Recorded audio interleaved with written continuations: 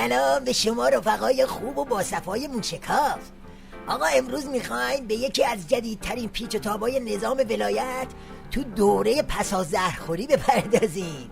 پیچ و تابی که دلواپسان نظامو حسابی گیج کرده و گرگا رو اساسی به جون هم انداخته. ملاحظه کنید.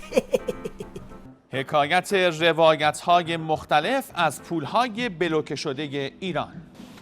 این روزها هر کسی رقمی از پول‌های بلوکه شده ما میگوید. از 150 میلیارد دلار اوباما تا 29 میلیارد دلار سیف. مطالبات نفتی هم 6 تاست. اون 22 تایی که من اشاره کردم 22 تا متعلق بانک مرکزی. در بین این دو رقم در دو سوی عالم این رقم دیگر توسط نفر از دشمنان ما گرفته تا صندوق بین‌المللی پول و از نمایندگان مجلس گرفته تا جراید اعلام شده، جوری که آدم حس میکنه انگار حساب و کتابی در کار نیست. این گیجی تیویریش یه جورایی گریبان همه دلواپسان نظامو گرفته. شریعت نداری که این روزا منتظر بهانه است تا یه جوری افسار پاره کنه و یه حال درست حسابی از شیخ فری بگیره. داستان پولای مسدود شده رو دست گرفته و همینجوری سیخ و سنبست که نثار پک و پهلوی جماعت کوسه میکنه. در حالی که قرار بود توافق هسته‌ای زمینه آزادسازی 150 میلیارد دلار از دارایی‌های بلوکه شده ایران را فراهم کند، یک جریان خاص سعی دارد سقف انتظارات از توافق را به چشیدن طعم سیب زمینی سرخ کرده و همبرگر مکدونالد تقلیل دهد. تا اینجاش همش مقدمه چینی بود. این کنایه رو زد تا بره سراغ اصل مطلب، یعنی تناقض آمار اعلام شده از طرف دولت شیخ فری درباره تفاوت رقم پولای بلوکه شده.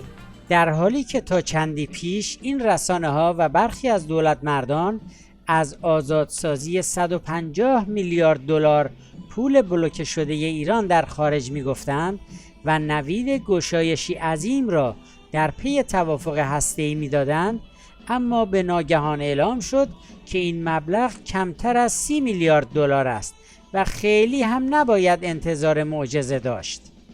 ورق پاره حکومتی رسالت هم که یکی دیگه است، روزنامه‌های باند علی گداست به همین داستان پیله کرده و میگه پس چی شد؟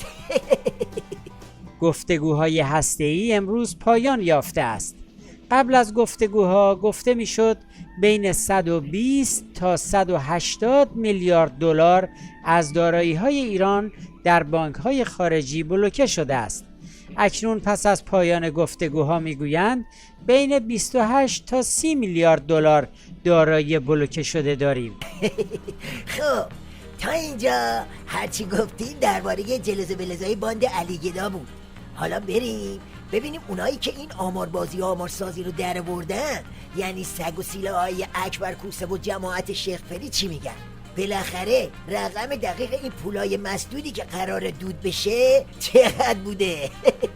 موضوعی مانند رقم دقیق منابع ارزی بلوکه شده از جمله مسائل فنی است که توضیح جزئیات آن خارج از حوصله افکار عمومی و متناسب محافل کارشناسی است.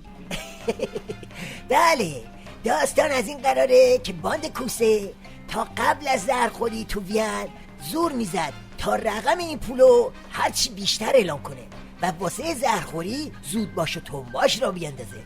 اما حالا که زهر رو خوردن و صحبت پول و پله یه هوا جدی شده، رقمو کم کردن تا اینجوری قضیه رو ماسمالی کنن تا مجبور نباشن جواب مردمو بدن. تو این اوضاع و احوال بنازم به معلما و کارگرای هموطنم که کوتاه بیان نیستن و به آخوندای زهر خورده میگن بده بده حق ما رو بده. بله، تنها راهش همینه.